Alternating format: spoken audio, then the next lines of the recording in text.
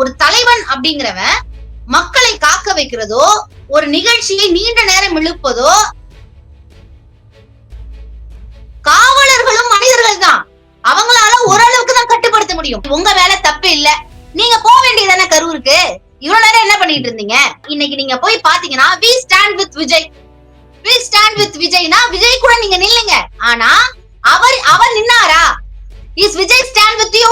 அரசியல் சதி அரசியல். ஆனால் இன்றளவும் நான் சொல்றேன், இது அரசியலா மாத்தி கொண்டிருப்பது டிவிக்கு. இன்னைக்கு ஆம்புலன்ஸ்னா ஏதோ பகையாளி மாதிரி பாக்குற ஒரு எண்ணத்தை இன்னைக்கு இளைஞர்களுக்குள்ள விதைச்ச மிக முக்கியமான தேசிய குற்றவாளினா அது எடப்பாடி பழனிசாமி அவர்கள் தான். ஏதாவது உருப்படியா விதைச்சிட்டு பேசியிருந்தனா இன்னைக்கு நாங்க உங்களுக்கு மரியாதை கொடுத்து பேசியிருப்போம். இவ்வளவு மோசமாக போவதற்கு காரணம் முதல் குற்றவாளி எடப்பாடி பழனிசாமி அவர்கள் தான். என்ன கேட்டா, இது போன்ற ஒரு சிந்தனையை மக்கள் மதத்துல விதைத்ததற்காக, அதாவது மனிதநேயம் மூலியமா அவர் மேல கேஸ் போடணும். 38 மணி நேரத்திற்கு பிறகு வீட்டை விட்டு வெளியே வரும் தாவேகாவின் தலைவர் விஜய். அதையும் லைவ். எனக்கு புரியல தோழர், இது ஒரு முக்கியமான செய்தியா? இல்ல நான் கேக்குறேன், எவ்வளவு கொடுமைகள் நடந்திருக்கு, இது ஒரு முக்கியமான செய்தியா? இவ்வளவு அன்ஆர்கனைஸ்டா நீங்க பாலிடிக்ஸ் பண்றதுனால இன்னைக்கு 40 உயிர் பேருக்கு அதிகமாக பெண்கள் இறந்திருக்கிறார்கள். என்ன கேட்டா, தமிழ்நாட்டுல உலகத்துல வேற நியூஸே இல்லையா? சனிக்கிழமை வந்தா கிண்டல் பண்ணி கொச்சப்படுத்தி பின்னாடி பேக்ரவுண்ட் மியூசிக் போட்டு அப்படியெல்லாம் நீங்க ஒரு செய்தியை போடும் போது அதன் பிறகு அந்த மனிதனுடைய வாழ்க்கை என்ன?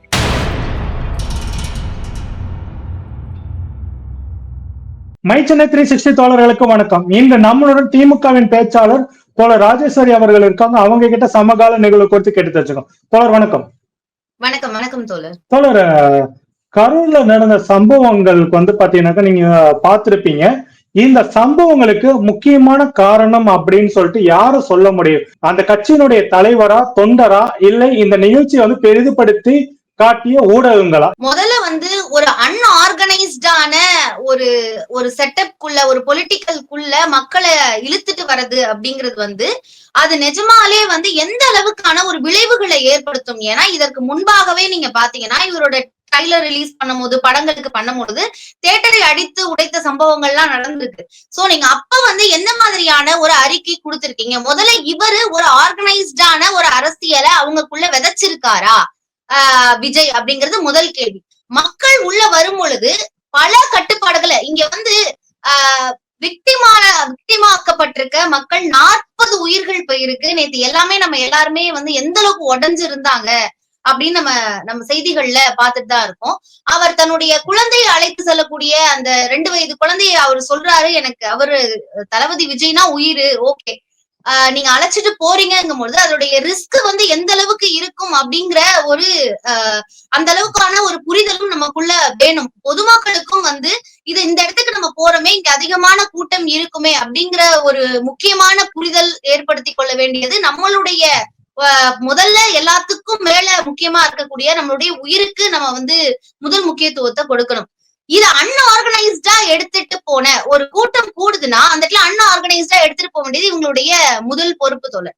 இதுல முக்கியமா பார்க்கப்பட வேண்டிய விஷயம் என்னன்னா, ஊடகங்கள் சரியான ஒரு இதுலதான் போகுதா அப்படிங்கிற ஒரு கேள்வியும் இருக்கு. ஏன்னா ஒரு சில ஊடகங்கள் நிலையா அங்கு நடக்கக்கூடிய விஷயங்களை சரியான ஒரு முறையில ஒளிபரப்பணும். ஏன்னா மக்களுக்கு இது எதனால நடக்குது அப்படின்னு ஒரு தோழர் சொல்றாரு, டிவிகேல இருக்கக்கூடிய ஒரு தோழர் சொல்றாரு. அவர் என்ன சொல்றாரு அப்படின்னா, நான் அந்த கூட்டத்துக்கு போனேன், நாங்க மதிவதனி தோழர் சொல்லியிருந்தாங்க, ஒரு தலைவன் அப்படிங்கிறவன் மக்களை காக்க வைக்கிறதோ, ஒரு நிகழ்ச்சியை நீண்ட நேரம் இழுப்பதோ, அவங்க என்ன சொல்லியிருக்காங்கன்னா, அந்த இடத்துக்கு பர்மிஷன் வாங்கும் பொழுதே அவங்க கேட்டது உழவர் சந்தை 1000 விளக்கு தொகுதியில, அவங்க 1000 பகுதியில அவங்க கேட்டிருக்காங்க.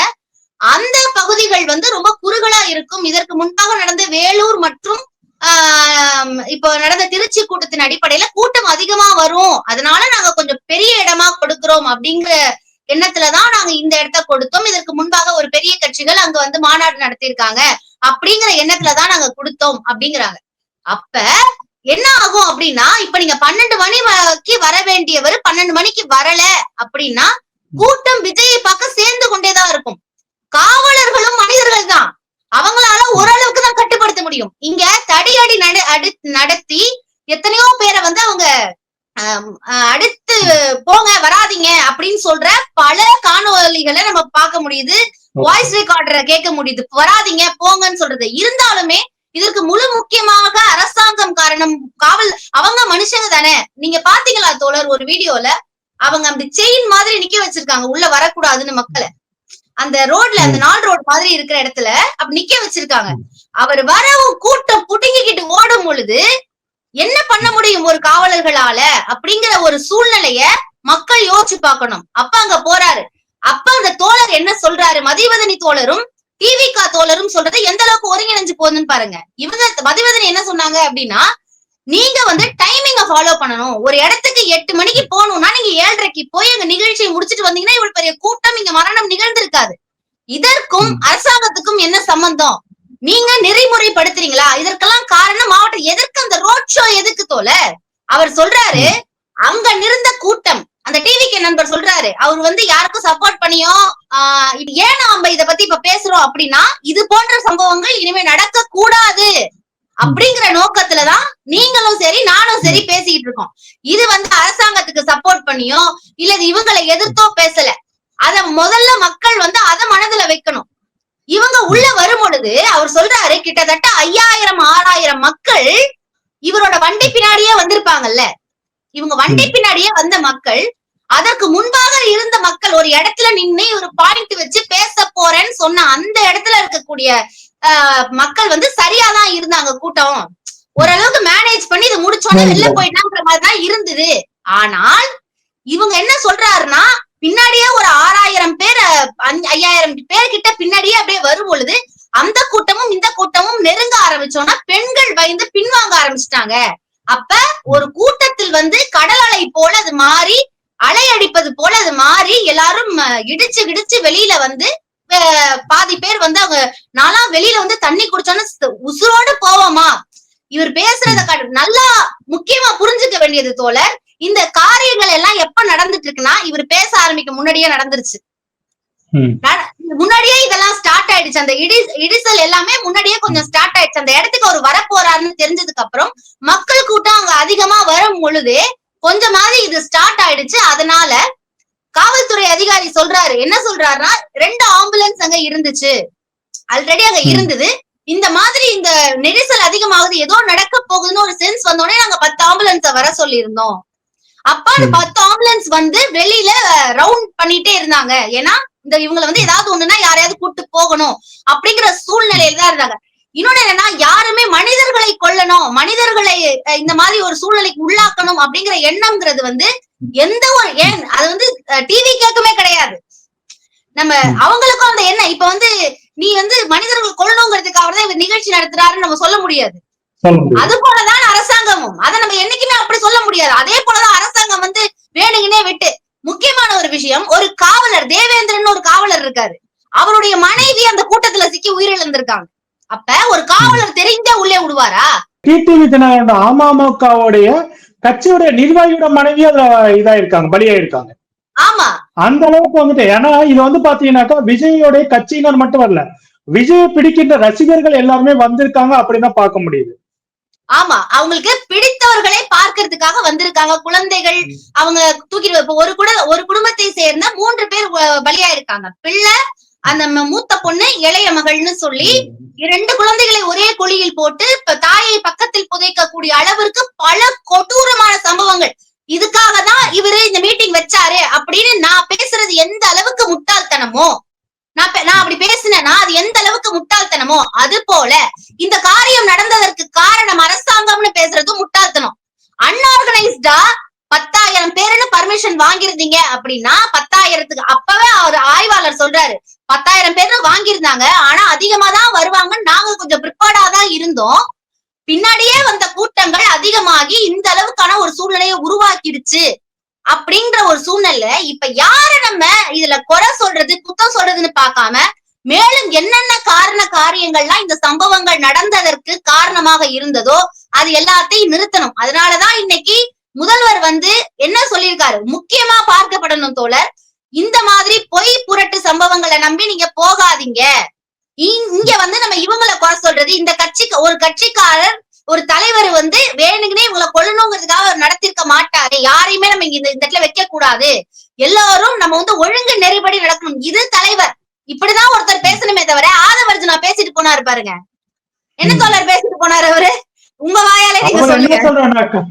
என்ன சொல்றாருனாக்கா காவல்துறையும் செந்தில் பாலாஜி அவர்கள் தான் இதற்கு காரணம் என்பது போல ஆதவர்ஜுனா வந்துட்டு பேசி, வந்துட்டு பக்குவப்பட்ட தலைமைக்கும் பக்குவப்படாத தலைமைக்கு இருக்கிற இந்த வேறுபாடு வந்துட்டு மக்கள் வந்து ஏன்னா இன்னைக்கு வரைக்கும் பாத்தீங்கன்னா இது வரைக்குமே தாவேக்காவை சேர்ந்த விர்ச்சுவல் வாரியர்ஸ், அவர்கள் தொண்டன் கூட சொல்ல முடியாது, விர்ச்சுவல் வாரியர்ஸா இருக்கக்கூடிய எல்லாருமே என்ன சொல்றாங்கன்னாக்கா திமுகவின் சதி, திமுகவின் சதி அப்படின்னு சொல்லிட்டு இருந்தாக்கா, இப்படி ஒரு சதியை பண்ணாக்கா வெளிப்படையா நமக்கு தெரியும், இப்படி ஒரு சதியை பண்ணா அது அரசாங்கத்துக்கு எவ்வளவு பெரிய கெட்ட பேர் வரும்ன்றது வெளிப்படையா தெரியும் போது எதற்காக இப்படி எல்லாம், அதாவது அரசியல் புரிதல் இல்லாம, அதாவது விஜய் அவர்கள் இன்னும் அவருடைய ரசிகர்கள் அரசியல் படுத்தாம இருப்பதனுடைய விளைவுன்னு இதை எடுத்துக்கலாமா?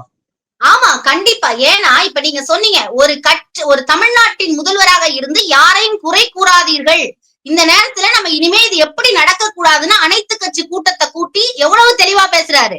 அனைத்து கட்சி கூட்டத்தை கூட்டி இதற்கான வழிவகைகளை வகுத்து அது போல செய்ய வேண்டும் அப்படிங்கிற ஒரு சூழ்நிலை பேசுறாரு. இங்க ஆதவர்ஜுனா சரி உன் மேல தப்பு இல்ல, சாரி உங்க மேல தப்பு இல்ல, நீங்க போக வேண்டியதானே கரூருக்கு, இவ்வளவு நேரம் என்ன பண்ணிட்டு இருந்தீங்க? விஜய் அவர்கள் வரல, இல்ல விஜய் அவர்கள் வரல, இன்னைக்கு தானே போறாரு, ஏன் போகல? நடந்த இன்சிடென்ட் நடந்து எப்ப நடந்துச்சு? சனிக்கிழமை ஈவினிங் நடக்குது, உங்க மேல தப்பு இல்லல்ல, காவலர்கள் தானே காரணம். இன்னும் சொல்ல போனா காவலர்களுக்கு விஜய் நன்றி சொன்னாரு. காவலர்கள் இல்லன்னா இந்த இடத்துல இருந்து என்னால இங்க வந்திருக்கவே முடியாது, அந்த அளவுக்கு என்ன பாதுகாப்பா அழைத்து வந்த காவலர்களுக்கு நன்றி அப்படின்னு சொன்னவர் விஜய்.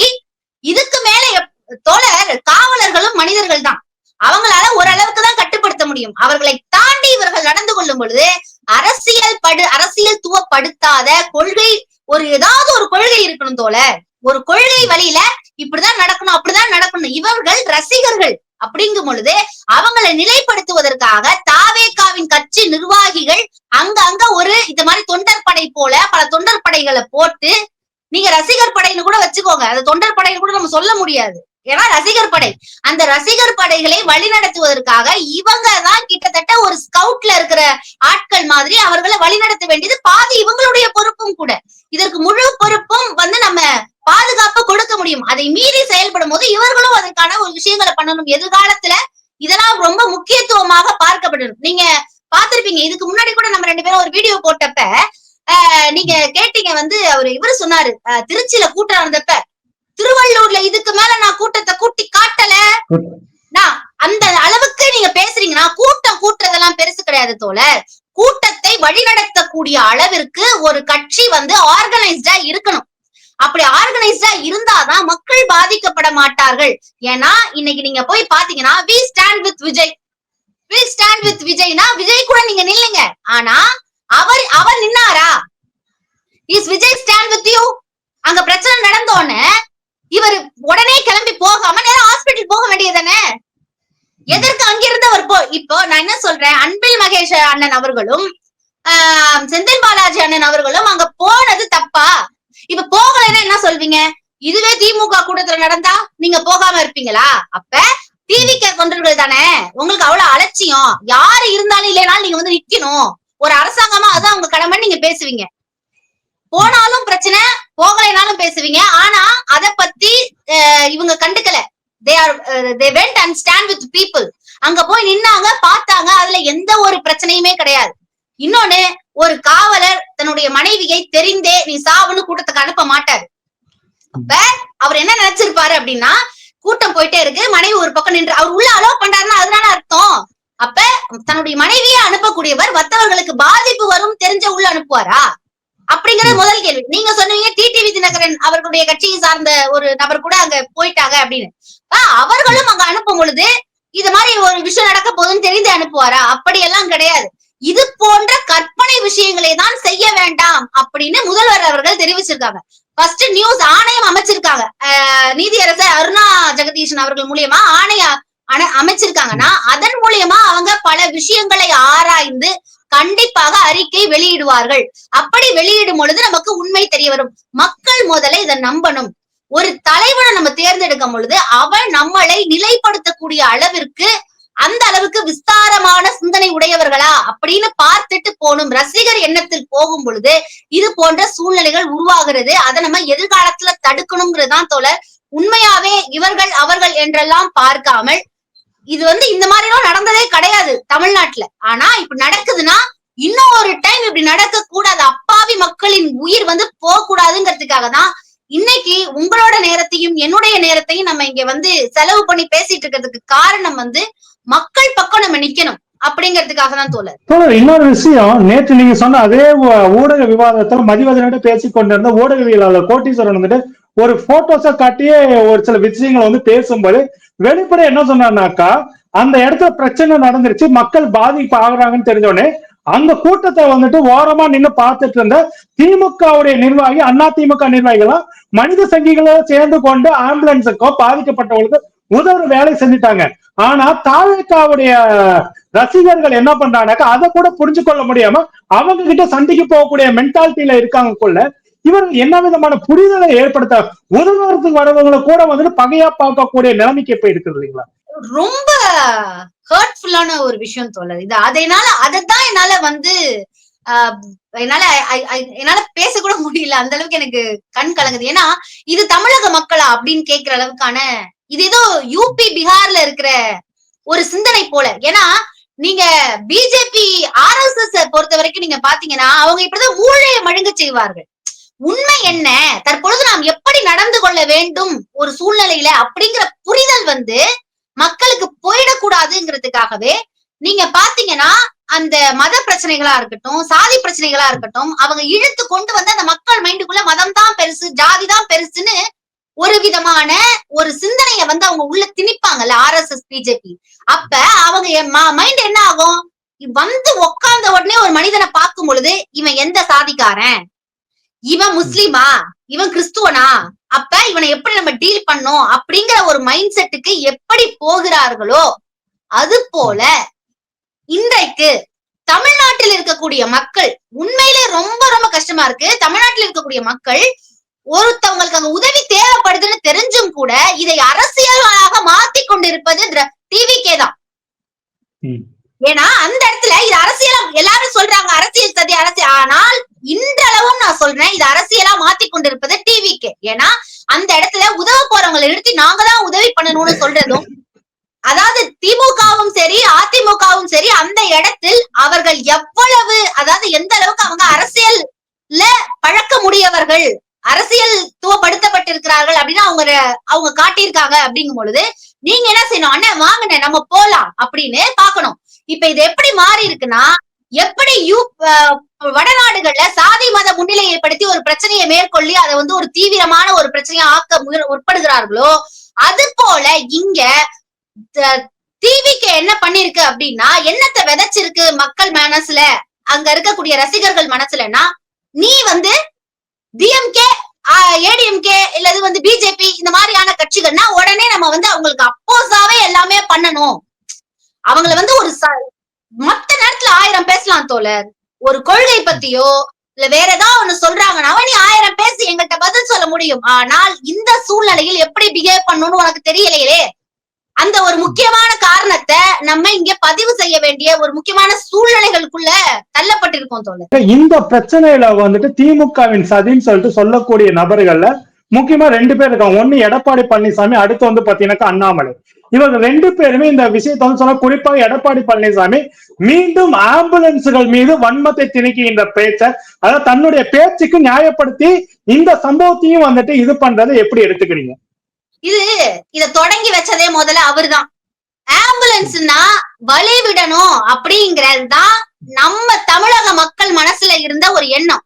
ஆனா இன்னைக்கு ஆம்புலன்ஸ்னா ஏதோ பகையாளி மாதிரி பாக்குற ஒரு எண்ணத்தை இன்னைக்கு இளைஞர்களுக்குள்ள விதைச்ச மிக முக்கியமான தேசிய குற்றவாளினா அது எடப்பாடி பழனிசாமி அவர்கள் தான். நீ என்னத்தை ஏதாவது உருப்படியா விதைச்சிட்டு பேசியிருந்தனா இன்னைக்கு நாங்க உங்களுக்கு மரியாதை கொடுத்து பேசியிருப்போம். நீங்க அன்னைக்கு அப்படி தவறா விதைச்சதனுடைய விளைவுகள் எங்க நின்றுருக்கு. இன்னைக்கு ஒரு 10 ஆம்புலன்ஸ் போகுது, அங்க பிரச்சனைன்னு தெரிஞ்சு தொடர் அங்க இருக்கக்கூடிய காவலர்களுக்கு தெரியாதா? ஏதோ ஒரு சம்பவம் மாறிட்டு இருக்கு அப்படின்னு அவங்களுக்கு தெரியும் பொழுது அவங்க ஆம்புலன்ஸ்க்கு கால் பண்ணி அமராவதி பக்கத்துல இருக்க ஹாஸ்பிட்டல் அமராவதி ஆம்புலன்ஸ் அந்த காவலர் சொல்றாரு, அங்க இருந்து 10 ஆம்புலன்ஸ் நான் உடனே நாங்க வந்து வர சொல்லிட்டோம். ஏன்னா எங்களுக்கு அவ்வளவு தேவை வந்துருமோ அப்படிங்கிற பயம் எங்களுக்குள்ள வந்துருச்சு. அதனால நாங்க முன்னதாகவே அதை வர சொல்லிட்டோம் அப்படின்னு அவர் சொல்லும் பொழுது, நீ எப்படி இப்படி அப்ப ஒரு குழந்தை அங்க காணும், யாரையும் ஒருத்தர் ரெஸ்கியூ பண்றதுக்காக அந்த கூட்டத்துக்குள்ள ஆம்புலன்ஸ் வருது. அதையும் அதுல என்ன ஒட்டி இருக்கு, டிவி கேவின் கொடி ஒட்டி இருக்கு. இன்னைக்கு அதையும் விஜய் கிண்டல் அடிக்கிறாரு. என்னப்பா உங்க டக்கு இதுதானா அப்படின்னு சொல்லிட்டு கிண்டல் அடிக்கிற போக்கம் அவர் அங்க பண்ணாரு. ஆமா, அதாவது ஒரு சூழ்நிலைகள் தெரியாம, இதற்கு முன்பாகவே நீங்க பாத்தீங்கன்னா இலங்கையில இருக்கக்கூடியவர்களை அடித்து அங்க இருக்கக்கூடியவர்கள் இலங்கை தமிழர்களை துன்புறுத்தும் பொழுது அதை எதிர்த்து இங்க நம்ம மாநாடு போட்டப்ப இவர் அந்த கூட்டத்துக்கு வந்து என்ன சொன்னாரு அப்படின்னா, இதுக்கு முன்னாடி நீங்க வந்து காவலன் படத்தை ஜெயிக்க வச்சுட்டீங்க, எங்க கண்டன ஆர்ப்பாட்டத்துல விஜய் பேசுறார். ஒரு வேதனைப்பட்டாங்களாமா, வேதனைப்பட்டிருக்காங்க. நான் எங்க நீங்க வந்து இலங்கை மீனவர்களை ஒரு ராணுவ அதிகாரிகள் அடித்து அங்க வந்து துன்புறுத்தினதுக்கு நீங்க வந்து அங்க ஒரு மீட்டிங் போறதுக்கு நீங்க போறீங்க, அங்க கண்டன ஆர்ப்பாட்டத்துல பேச வேண்டிய, அப்ப உங்களுக்கு என்ன மைண்ட் செட் இருக்கு? நான் கேக்குறேன், கண்டன ஆர்ப்பாட்டத்துல பேச வேண்டிய விஷயமா? காவலன் படம் நல்லா ஜெயிக்க வச்சுட்டீங்க, அடுத்து வந்து வேலாயுதம் படம் வருது, காவலன் படத்துல ஒரு குத்துப்பாட்டு தான் இருக்குன்னு நினைச்சீங்க, வேலாயுத படத்துல நான் 2 குத்துப்பாட்டு வச்சுக்கேன், அத உங்களுக்காக நான் பாடுறேன். இதுதான் வந்து மீனவர்களுக்காக நீங்க நடத்துற கண்டன ஆர்ப்பாட்டத்தோட கண்டென்ட்டா? அப்ப அங்க ஆம்புலன்ஸ் உள்ள வருதுன்னா அங்க ஏதோ பிரச்சனைன்னு உனக்கு தெரியுது, இதான் உங்க டக்கான்னு பேசுறதுதான் உங்களோட கண்டென்ட்டா? இதான் விஜயோட கண்டென்ட்டா? அதுதான் கேள்வி. மேலும் இன்னைக்கு இந்த ஆம்புலன்ஸ் விஷயம் இவ்வளவு மோசமாக போவதற்கு காரணம் முதல் குற்றவாளி எடப்பாடி பழனிசாமி அவர்கள் தான். என்ன கேட்டா, இது போன்ற ஒரு சிந்தனையை மக்கள் மதத்துல விதைத்ததற்காக, அதாவது மனிதநேயம் மூலியமா அவர் மேல கேஸ் போடணும். அந்த அளவுக்கு இது மிக கொடுமையான ஒரு விஷயம். இந்த மாதிரியான ஒரு எண்ணங்களை அவங்களுக்குள்ள விதைச்சது. இன்னைக்கு உண்மையான ஆம்புலன்ஸ் வரும்போது கூட ஒரு ஏன் தோழர், இப்ப ஆம்புலன்ஸே வரலன்னா என்ன சொல்லிருப்பாங்க? அந்த இது வந்து திமுகவின் சதி, மக்கள் சாகட்டும் என்று சதின்னு சொல்ல முடியும், வரலினாதான் சதின்னு சொல்ல முடியும், அப்படிதான் சொல்லுவாங்க. மக்கள் வந்து அப்படியே சாகட்டும் என்று திராவிட முன்னேற்ற கழகம், மிக கொடுமையான ஒரு மனநிலை கொண்ட திராவிட முன்னேற்ற கழகம் முயற்சி செய்து இவ்வளவு பிரச்சனை இருந்தாலும் ஆம்புலன்ஸ் உள்ள விடல அப்படின்னு பேசுவாங்க. ஆனா ஆம்புலன்ஸ் வேணும்னு கால் பண்ணது அங்க இருக்கக்கூடிய காவல் அதிகாரி. அதனால அந்த ஹாஸ்பிட்டல்ல இந்த அளவுக்கு தெளிவான ஃபேக்ட் செக் கூட பண்ண முடியாத அளவுக்கு இன்னைக்கு டிவி கேவின் விர்ச்சுவல் வாரியர்ஸ் வந்து நீங்க சமூக வலைதளங்கள்ல பண்ற விஷயங்களை எல்லாம் பார்க்கும் பொழுது, என் மக்களா, என் தமிழ்நாட்டுல இருக்க மக்களா, சுயமரியாதை பற்றிய பேசிய மக்களா, பெரியாருடைய வழிவந்த மக்கள் தானா, உண்மையிலேயே அண்ணாவின் வழிவந்த மக்கள் தானா, அம்பேத்கரை படித்த மக்கள் தானா, நீங்க எப்படி இப்படி பேசுறீங்கன்ற உண்மையிலேயே காலையில எல்லாம் எனக்கு அந்த அவங்க பேசுறத பாத்துட்டு தோழர் அவ்வளவு வேதனையா இருக்கு. இப்ப நம்ம பேச வேண்டியது வந்து யாரு, நீ உண்மையிலேயே மக்களுக்கு சொல்ல வேண்டியது என்னன்னா, இங்க அரசியல் பண்றது டிவிக்கே, இங்க முழுக்க முழுக்க இத டிஎம்கே மேலையும் காவலர்கள் மேலையும் இருக்கக்கூடிய அதிகாரிகள், அரசு அதிகாரிகள் மேலையும் இங்க அரசியல் பண்ணிக்கிட்டு இருக்கிறது யாரு அப்படின்னா டிவிக்கே தான். மக்களுக்கு பிரச்சனையா இருக்கு. மக்கள் என்ன பண்றாங்க? மக்களை சென்று விஜய் பார்த்தாரா இல்லையா? நிர்வாகிகள் பார்த்தாங்களா? எங்க போனாரு புசியானந்த்? இல்ல நான் கேக்குறேன், நீங்க அந்த வீடியோ பாத்தீங்களா தோழர்? இப்படி கை மேல கை போட்டுக்கிட்டு அந்த கூட்டத்துக்கு நடுவுல காருக்குள்ள படுத்திருந்தாரு. ஒரு கிளிப்பிங் வருது பாருங்க. உள்ள படுத்துக்கிட்டு கூட்டத்துக்கு போற வழியில நீங்க படுத்துக்கிட்டு வரீங்க. அப்ப இவ்வளவு பிரச்சனை நடந்திருக்குல்ல, எங்க போனீங்க? வந்து பாக்கணும் தானே, எங்க போனீங்க? ஏதாவது கேஸ் போட்டுருவாங்க பயந்து உள்ள ஓடி ஒளிஞ்சுக்கிட்டீங்களோ அப்படிங்கிற கேள்வி கேட்கிற அளவிற்கு இன்னைக்கு அவர்கள் மாயமாகி இருக்கிறார்கள். இன்னைக்கு காலைல நியூஸ் போடுறாங்க, 38 மணி நேரத்திற்கு பிறகு வீட்டை விட்டு வெளியே வரும் தாவேகாவின் தலைவர் விஜய். அதையும் லைவ். எனக்கு புரியல தோழர், இது ஒரு முக்கியமான செய்தியா? இல்ல நான் கேக்குறேன், எவ்வளவு கொடுமைகள் நடந்திருக்கு, இது ஒரு முக்கியமான செய்தியா? நீங்க 20 லட்சம் கொடுத்தாலும் அந்த 2 வயது குழந்தைய உங்களால திருப்பி கொண்டு வர முடியுமா? இவ்வளவு அன்ஆர்கனைஸ்டா நீங்க பாலிடிக்ஸ் பண்றதுனால இன்னைக்கு 40 உயிர் பேருக்கு அதிகமாக பெண்கள் இறந்திருக்கிறார்கள். உங்களால கொண்டு வர முடியுமா? அப்படின்னா உங்களால கொண்டு வர முடியாது. ஒரு தாய் மாமன் குழியில் வைத்த பிறகு அடித்து அழுகிறாரு, அடிச்சுக்கிட்டு அழுகிறாரு. அப்ப அவருக்கு எவ்வளவு மன வேதனைகள் இருந்திருக்கும். அப்ப மக்கள் என்ன யோசிக்கணும்னா, இனிமேல் இந்த மாதிரியான சம்பவங்கள் நடக்காமல் இருப்பதற்கு என்ன நம்ம முயற்சி எடுக்கணுங்கிறது தான் முதல்ல இன்னைக்கு அததான் நாம என்ன நான் வந்து நம்ம என்ன பேட்டி கொடுக்கணும், என்ன மனிதர்கள் இடையே இந்த சமூக வலைதளங்களில் பரப்ப வேண்டும் என்று ஒரு ஒரு டிவி ஸ்போக்ஸ் பர்சனாக எனக்கு என்ன மனசுல இருந்ததோ அதை இன்னைக்கு வெளிச்சம் போட்டு காட்டியிருக்கிறார் முதல்வர். அப்படின்னா என்ன அர்த்தம்னா, கொள்கை பிறழாமல் சிந்திக்கிறவர்கள் இருக்கிறார்கள் அப்படிங்கறதுதான் இங்க முக்கியம். அவ்வளவு தெளிவா யாரையும் குறை சொல்லாதீங்க, இது தப்பா கொண்டு போகாதீங்க, நம்ம அனைத்து கட்சி கூட்டத்தை கூட்டுவோம்னு பேசியிருக்காருன்னா தட் இஸ் இம்பார்ட்டன்ட் நவ். அதுதான் இப்ப தேவை நமக்கு அப்படிங்கறதுதான் தோழர் நம்ம புரிஞ்சு கொள்ள வேண்டியது. தோழர், இந்த விஷயத்துல வந்து பாத்தீங்கன்னாக்கா ஒரு பக்கம் வந்துட்டு தாவேகா குற்றம் சொல்றாங்க, இன்னொரு பக்கம் வந்து பாத்தீங்கன்னாக்கா திமுகவை அரசின் குற்றம் சொல்றது ஒரு பக்கம் இருக்கு. ஆனா இந்த பிரச்சனைக்கு எல்லாம் முக்கியமான நான் பாக்குறது என்னன்னாக்கா மெயின் ஸ்ட்ரீம் ஊடகங்களோட டிஆர்பி ரேட்டிங், சோசியல் மீடியா கூட கிளிக் ரேட், இந்த ரெண்டு விஷயத்துக்காகவுமே தொடர்ந்து லைவ் செய்யப்பட்டதனுடைய விளைவாக தான் மக்களோட கூட்டமே அங்க எதிர்பார்த்ததோட அதிகமா போகுது. காவல்துறை தரப்புல கூட கொஞ்சம் கூட்டம் ஒன்னு விஜய் வந்துட்டு வேணும்னே தாமதப்படுத்தினார்னு ஒரு விமர்சனம் இருக்குது. நாமளே வீடியோல பாக்குறோம், விஜயோட பஸ்ஸுக்கு முன்னாடியே 2 பசங்க வந்து பைக்ல அடிபட்டு விழுறாங்க.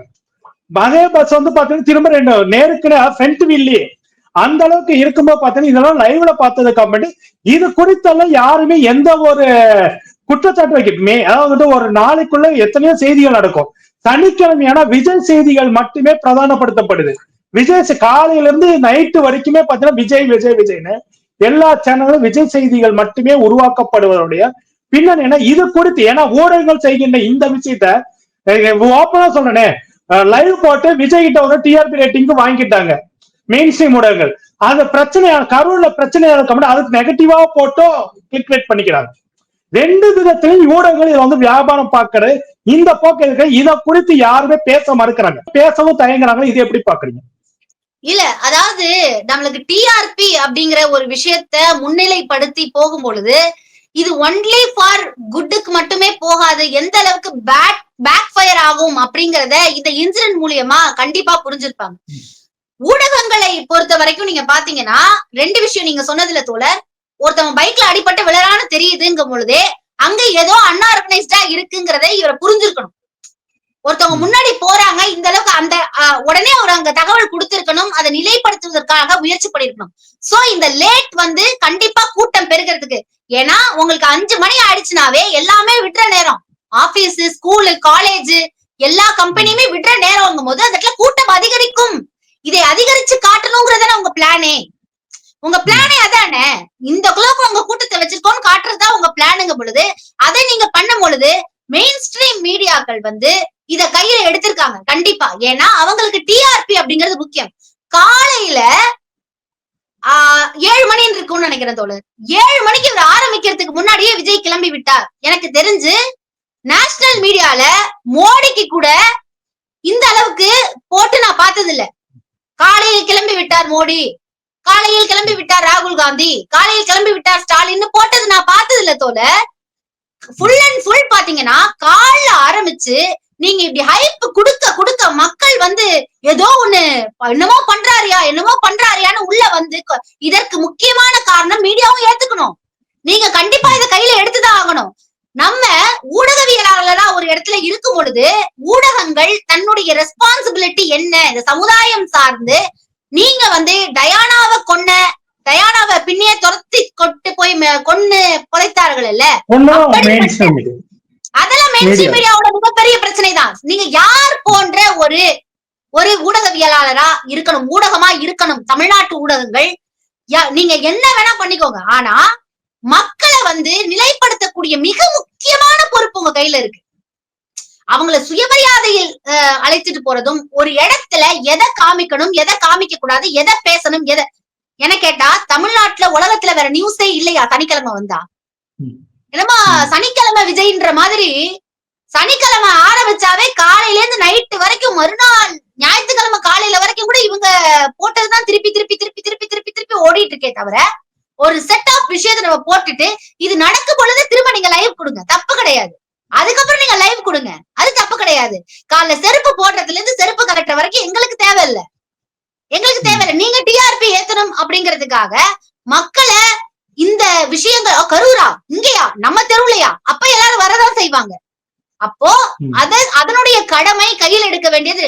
நீங்க வந்து டயானாவை கொன்ன வந்து ஊடகங்களை போல ஒரு ஊடகங்களாக இருக்கணுமா, உயிர்களை காப்பாற்றக்கூடிய ஊடகங்களாக இருக்கணுமா அப்படிங்கறத ஊடகங்கள் முடிவு செய்யணும். தோழர் நான் நிறைய பார்த்துட்டேன் தோழர், நிறைய பார்த்துட்டேன். ஏன்னா பல நேரங்கள்ல ஒரு சில பல செய்திகளை தொகுத்து வழங்கும் பொழுதே நீங்க பாத்தீங்கன்னா கொச்சைப்படுத்தி கேவல அந்த உரிமை எல்லாம் யாருக்கும் கிடையாது, ஊடகத்துக்கு கிடையாது. ஒரு மனிதர்களை பத்தி ஒரு செய்தி போடும் பொழுது அந்த மனிதர்களை கொச்சப்படுத்தி கிண்டல் பண்றாங்க தோழர், கிண்டல் பண்றாங்க.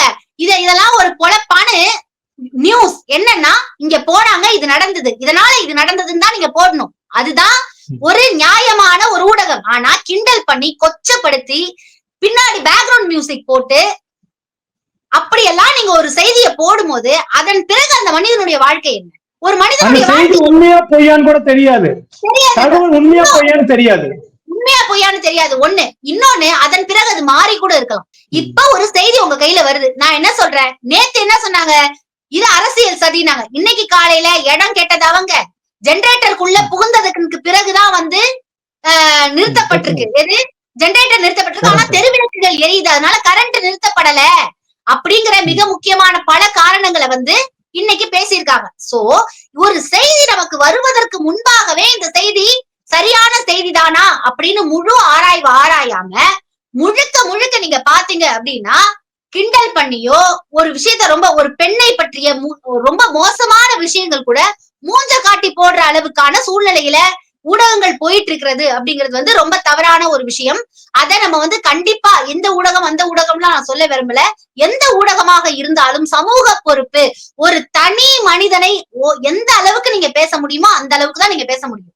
அதற்கு மீறி நீங்க ஒரு விஷயத்த கொண்டு போனீங்க அப்படின்னா நீங்கள் எப்படிப்பட்ட ஒரு ஊடகமாக இருக்கிறீர்கள் அப்படிங்கறத மக்களுக்கு புரியாமல பல நேரங்கள்ல நான் யோசிச்சிருக்கேன் தோழர்.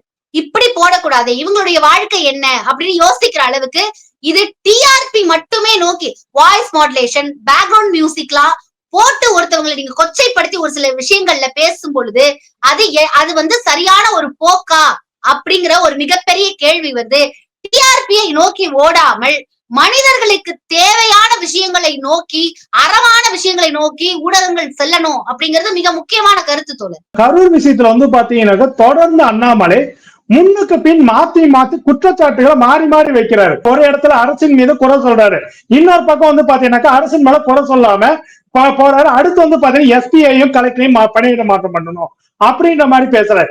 இன்னொரு பக்கம் வந்து பாத்தீங்கன்னா விஜய் மேல தப்பு இல்லைன்றாரு, அடுத்த ஒரு 10 மணி நேரத்துல வந்து பாத்தீங்கன்னா விஜய் மேலதான் எல்லா தப்புன்றாரு.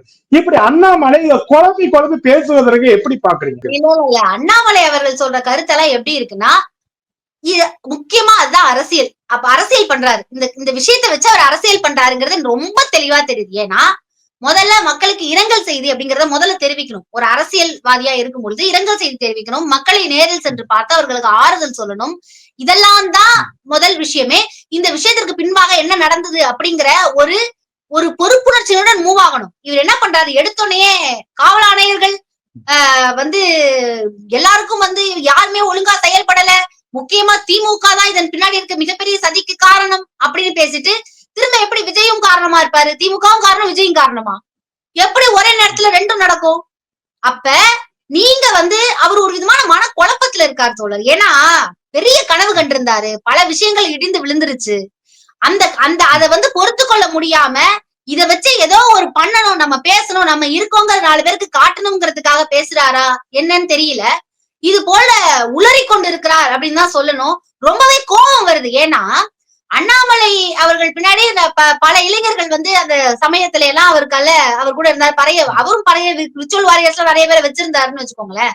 அப்படி இருக்கும் பொழுது தான் என்னவாக தெரிகிறோம். இப்ப எப்படி எடப்பாடி பழனிசாமி அவர்கள் ஆம்புலன்ஸ வந்து எந்த அளவுக்கு ஒரு தப்பான ஒரு இதுவா காட்டி ப்ரொஜெக்ட் பண்றாரோ அது எந்த அளவுக்கு கொண்டு வந்து மக்களை விட்டுருக்குன்னா தேவையான நேரத்துல ஆம்புலன்ஸ் வந்தா கூட அது தப்புன்னு பேசுற அளவுக்கு மக்களை கொண்டு வந்து விட்டுருக்கு.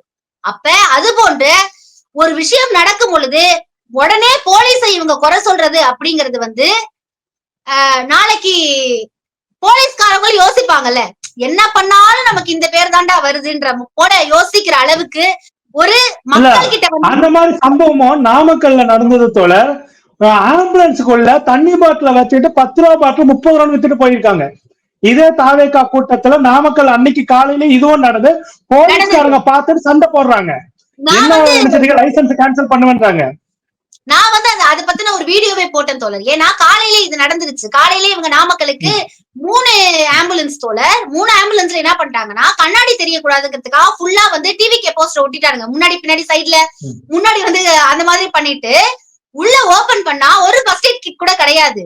உள்ள ஃபுல்லா தண்ணி பாட்டில வச்சு இத ஒரு பின்னாடியே பாத்தீங்கன்னா அந்த கேமராவை வச்சுக்கிட்டு விஜய் எங்கெங்கெல்லாம் போறாலும் போட்டோ எடுத்துக்கிட்டு இது போன்ற ஒரு சூழ்நிலையில தான் அவங்க போயிட்டு இருக்காங்க. அப்படிங்கும் பொழுது இது வந்து ஒரு சரியான போக்கான போலீஸ் நிறுத்தி அந்த கேள்வி கேட்டாங்க. அப்ப எந்த அளவுக்காக ஊடகங்கள் வந்து இதெல்லாம் பண்ண சொல்லணும். இது போன்றெல்லாம் நடந்திருக்கு அப்படிங்கறத இவங்களும் தெரிவிக்க வேண்டிய மிக முக்கியமான பொறுப்பும், ஆம்புலன்ஸ இப்படி யூஸ் பண்ணலாம்ன்ற அளவுக்கு மக்களுக்கு தைரியத்தை கொடுத்துட்டாரு எடப்பாடி பழனிசாமி அவர்கள். இந்த அளவுக்கு வெளிப்படையா நீங்க சொல்லுங்க தோழர். இந்த அளவுக்கு ஆம்புலன்ஸ பத்தின ஒரு அரசியல் இஷ்யூ போயிட்டு இருக்கும் பொழுது களத்துல ஆம்புலன்ஸ் திரும்ப நம்ம எடுத்துட்டு வந்து இந்த மாதிரி தண்ணி பாட்டில வந்து அதிக விலைக்கு விக்கிறமே, இது அப்ப எந்த அளவுக்கான ஒரு பிரச்சனையா கொண்டு வரும்? இது எவ்வளவு இர்ரெஸ்பான்சிபிள் ஆக்டிவிட்டின்னு கூடவா தற்பொழுது இருக்கவர்களுக்கு தெரியாது அப்படிங்கிறது ஒரு பெரிய கேள்வியா இருக்கு தோழர். இவ்வளவு நேரம் உங்களுக்கு அடுத்த பயந்து கொடுத்ததுக்கு மிக்க நன்றி தோழர். நன்றி நன்றி. உங்களுக்கு எவ்வளவு ஒரு இது இருந்தா, மனசுக்குள்ள எந்த ஒரு தைரியம் இருந்தா இந்த அளவுக்கு உங்களால பேச முடியும். ஆனா அப்ப நம்ம சொல்லலாமா தோழர், ரொம்ப கிரிஞ்சா பேசிருக்கீங்க, சும்மா உடான் சுட்டிருக்கீங்க, நல்ல டயலாக் ப்ரிப்பேர் பண்ணிருக்கப்பா, அடிக்கடி இந்த டயலாக் மறந்துருச்சுன்னு சொல்லி ஸ்கிரிப்ட் பேப்பரை பாத்தியா அப்படின்ற மாதிரி நாங்க கேட்கலாமா? இதுல அவரு வேற ஃபர்ஸ்ட் அங்கிள்னு சொல்லிட்டாரு, ஃபைனல் டச்ல தாய் மாமாவா எங்க சார் போனாரு இத்தனை நாள்? 50 வருஷமா அந்த தாய் மாமா எங்க போனாரு? ஒரு தாய் மாமான்னு என்ன பண்ணணும்?